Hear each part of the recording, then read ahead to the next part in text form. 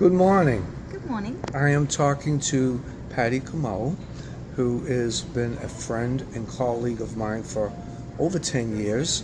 And we began our relationship here at Reebok when I asked to speak to her boss, Bill Holmes, who was the executive senior vice president of human resources, which I believe is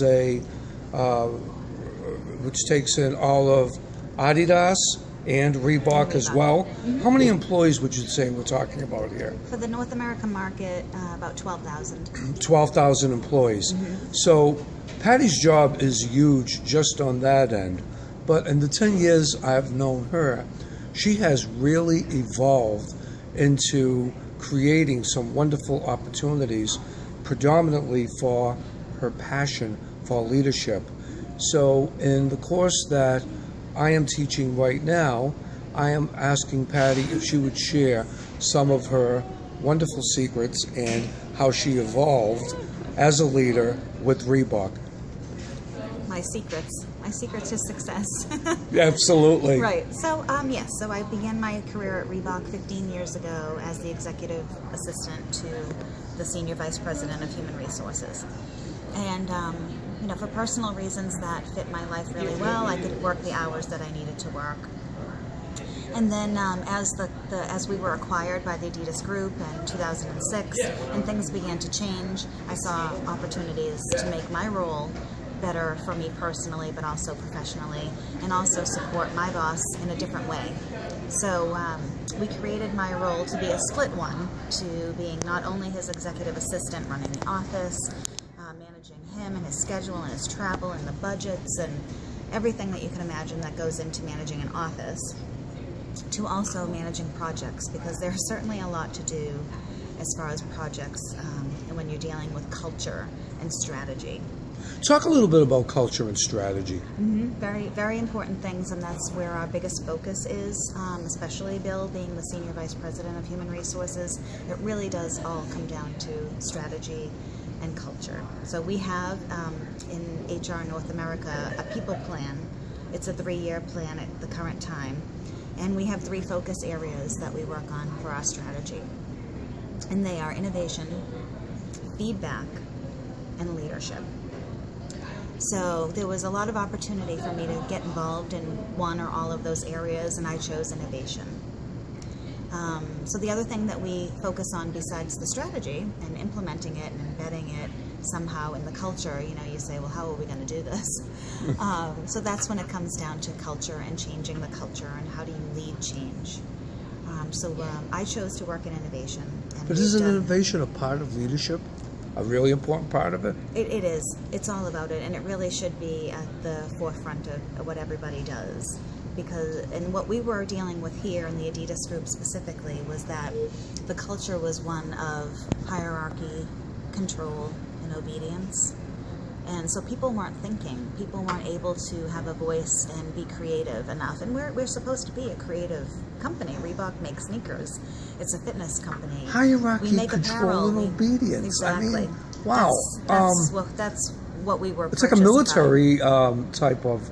Yeah. So that changed. Yeah. So Reebok was, I think, a real entrepreneurial type company prior to being acquired, and all of a sudden we started to see the culture really change to one of that hierarchy, control, and obedience, and it wasn't good.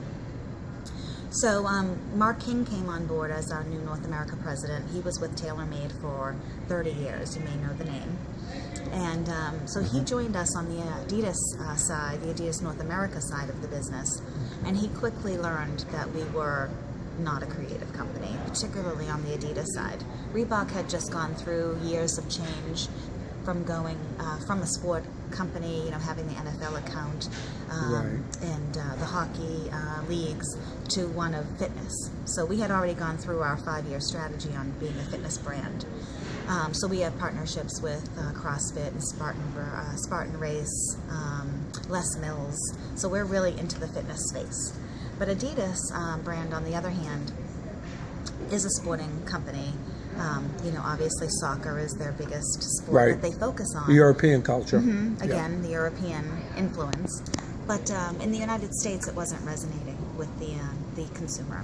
So Okay. Mark King quickly realized that and said, we've got to do something. Okay. So he introduced us to a gentleman by the name of Gary Hamill. Okay. And Gary Hamill is a master in the innovation world.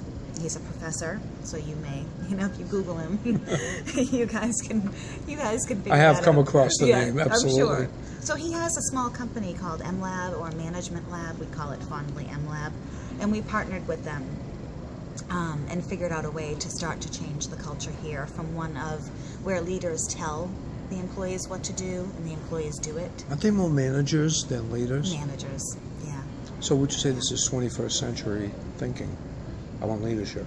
We go from so leading so you have a different paradigm on innovation. Yes.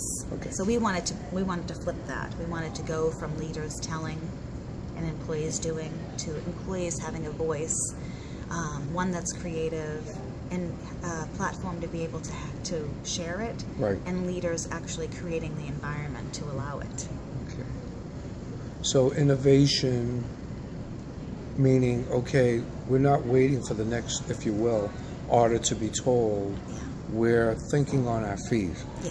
Because our culture has changed. The culture. We're not going to get our head bit off if we don't necessarily agree with our boss. And that was a huge fear factor for our employees. When we first started to do this, it was the beginning of 2015, and we actually had Gary Hamill come out to Portland and speak to all of the employees in Portland, and tell them about innovation and why we should innovate and how to innovate. And so Bill and myself, our role was really to help Mark lead that change. Okay, so would this be a change for Bill as well? Yes, yeah, and he's in the space that he wants to be in, which is really about managing leaders and helping them to not only embrace leading change, but again to create that environment to allow employees to be innovative, to be creative, to have a voice and a say in what goes on in the company. Now, you just can't start doing this with 12,000 employees, so to speak. It has to start somewhere. Did it start right here at corporate? It actually started with what we call the Innovation Academy. Okay. So we worked with Gary Hamill and his team of two, and we Team created, of two. yeah, McKaylee and Polly, and we created the Innovation Academy, and it's actually an online course that we opened up to our employees. Wow. And Gary, I mean, if you Google Gary and you learn anything about him, he's again just a master in this space of innovation. And so we were able to get him to create content for us, for our employees to go through a program to actually learn how to be business innovators and think differently, think innovatively, think creatively, but also As if it were their company. I'm sorry. As if it were their company. Yeah, they should have a say in I'm sorry, the company. no, but you said, and also, go ahead. I'm sorry. So not only teaching the employees and upskilling their creative capital, but also again really changing the culture on how we do things. So it was twofold. I mean, it's scary. Yeah, it was very scary. Employees were hesitant at first because we offered them a platform. Go onto the site. Take the course. It was 8 modules, spent about 2 or 3 hours a week. If you finished modules 1 through 7, we graduated you. You got a certificate from Gary Hamill and Mark King saying, congratulations, you are a graduate of the M-Lab Innovation Academy. But what started to happen was that employees learned something. They learned how to be innovative. They learned how to take an idea that they may have had about whether it's a product or a process or something that we're doing here and turn it into a business plan. And Their own business their plan. own business plan. Their own business plan. And then offer it to the company. So we ended up having 968 people graduate. Wow. We've never seen anything like it. So we invited about 3,000 people. We figured we would pilot it. We invited about 3,000 people in North America. So we're talking 9 locations. Montreal, Canada, Canton, Portland, Spartanburg, Philadelphia, New York, Cedar Rapids, Mattapoisett. We have all these locations in the U.S. And we, sent out the email. We had a really intense communication plan. Every Wednesday we opened up a module. Wow. Every Friday we sent out blogs. So we got a really good participation rate. 2,000 people signed up and actually logged in and did something. We started with 900 plus. Now we have 2,000, well, right? We started with 3,000 invited. 2,000 actually participated. Right, but before and that, 968 graduated. I'm sorry. Okay, now I get it. So wow, big numbers. Still, and only third. like myself running, the internal piece of it, and then Pauline, McKaylee, and Gary, of course, is sort of the MC of everything. But how does that idea? Where does that idea come? Yeah, where does that idea come from, Patti? I mean, like how do you think of these things? Well, when we first wrote the North America People Plan in November of 14 to say, okay, in North America, HR is going to focus on leading change through innovation, leadership, feedback, and then leadership. Those three focus areas. Right. And we're all sitting in the room going, how are we going to do this? You need tools. Sometimes you have to go external. Need support. You need support.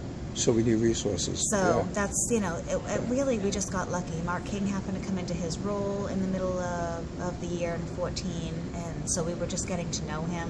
He introduced us to Gary Hamill because Mark, like I said, quickly learned that we weren't an innovative culture, we weren't creative, we were actually holding ourselves back. There are so many barriers in management in this company that are actually working against us. How do you get somebody like Gary to come on board and to make changes? That was, Mark and Gary met about 6 years ago at a speaking engagement. So Mark had Gary do some work with him at TaylorMade, again, trying to change the culture to one that they call the culture of care. Because it really is about your people. It's about genuine care. I like that, a culture of care. Culture of care. So we have a situation where we're not taking care of you because we have to.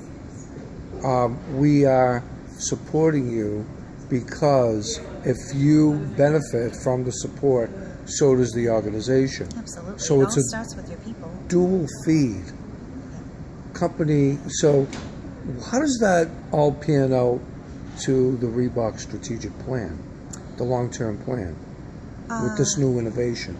Well, innovation has certainly made a change. Our people feel like they have more of a voice now, right, and that they can actually approach a manager or someone in a lead position and actually offer their opinions, their suggestions, their comments, and not have any sort of let down from it, not be heard, or any sort of fear of being rejected. Yeah, so I guess rejection is the biggest fear. Yeah. I mean, it's just part of the human element. Everyone is afraid of rejection. To be curious and to be, and especially with the generations that are in the workforce now, the younger generations, they Taking the millennials? Yes. Yeah. And they're very curious, and they want feedback, and they want to be able to offer their opinions, and they want to be able to offer their ideas. So we've started to make that change in our organization where they can do that. So typically, and everyone can do that, not just the millennials. Right. Myself included. Well, you're bringing up a really interesting point too, and that is, we have several generations under this roof from different places. How do we get them to all work together under this innovation umbrella? Yeah. Well, under the innovation focus area, everyone's equal. The platform that we created and the content that we created, it's a holacracy. There's no titles. Everyone's the same.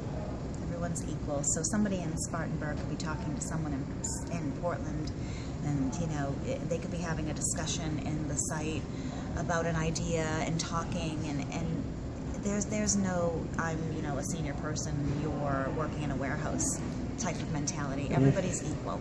I know it's kind of interesting you bring that up, because one of the things that I hear so often, and it just makes me cringe, it's like, well, I have 7 people working under me. It's like, what does that mean, working under you? It's not a very nice thing to say. But you know something, but here again, they don't mean it facetiously or maliciously. It's part of the culture, if you will. Yep. So the idea is, if Bill, your boss, had an idea, you had an idea, and someone that was working in a design had a better idea, Sure. it was like, It hey, you know something? You got a better idea. Yeah. Is that what we're talking about here, in a sense? I think so. Everything's open to consideration, in the Innovation Academy. And what we did, like I said, we had 968 people graduate. Therefore, we had 968 ideas, 968 business plans. Wow. So what we're doing now is we're in phase 2, where we've taken 100 people out of the 968 graduates. We took our top 100 people. We had certain criteria where we found them, and we've got them on Talent criteria. Yeah. Okay. Yeah, and their ideas were also very feasible ideas. So we had some strong criteria. So Sure. we pulled the top 100 people, and we also found 12 themes that emerged from all of these ideas. Oh, wow. So we placed the top 100 people on a theme team, we're calling it. Oh, wow. Theme team. Theme team. Yeah. Dream team, theme team. So what we're doing is we're having a Shark Tank event in February. And Who are the judges? They're external. Oh, wow. Because again, Mark King feels that our own management, our own leadership is our barrier. So we're not having them be the panel of judges to listen to these ideas. Okay, separating the external. forest from the trees. Absolutely. So we want definitely... Yeah. Why reward our leaders who have, basically not made our company successful to such an important event where we've taken the time to educate our employees on how to be innovative and create and think differently, and ask them to come and put so much work into pitching an idea or two to an external panel of judges. That's what we're going to do. So we're planning for We're not going to successorship. ask the internal leaders to judge. You're planning for successorship. Totally.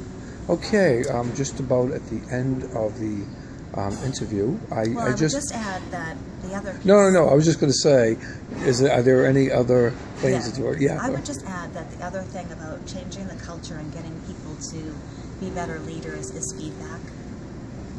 So we've gone through and done 360 feedback for all of our top leaders in the company that report to Mark King, and now we're taking that down to their direct reports.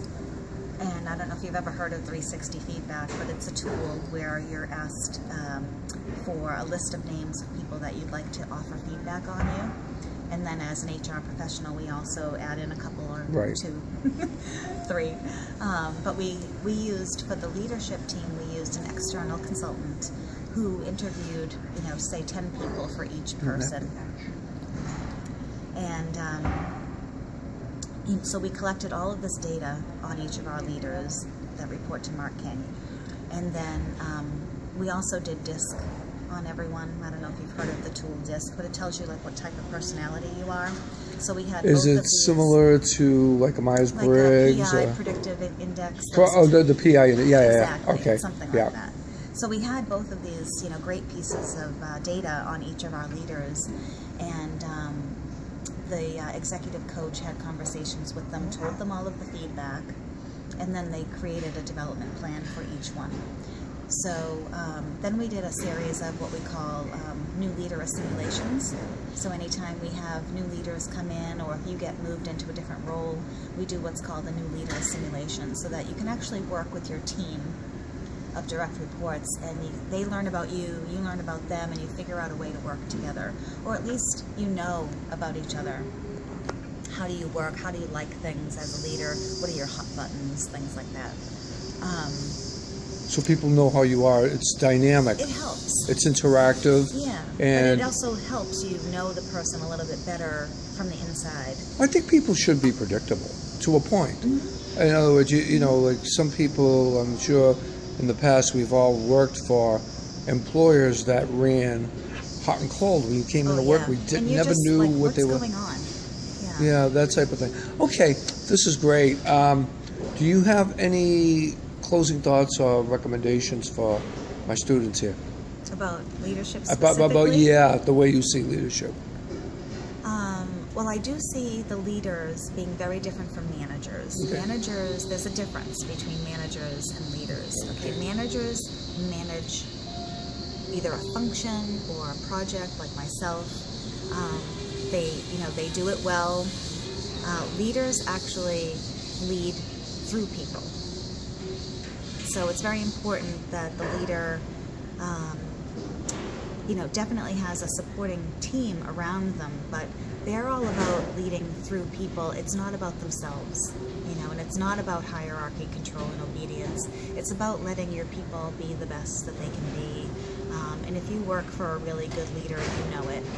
You just know it. You can just see the difference between the two. A manager is just very functional, and they're all about getting things done, and they actually may do some of the work or all of the work themselves and be sort of that controlling type person.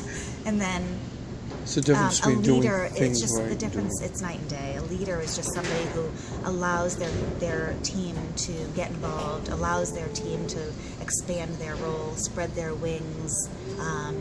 You know, it's just a very, very big difference between the two. Wow, this has been truly inspirational and a pleasure to allow me to interview you on You're welcome. Patti is a really, really innovative individual, and who knows, maybe someday we'll be saying CEO. But anyway, I call myself HPA. What's that? High-powered assistant. Well, maybe not as much an assistant as you think. Thank you so much. Thank and you, have John. a wonderful holiday. Bye-bye, everybody. Bye.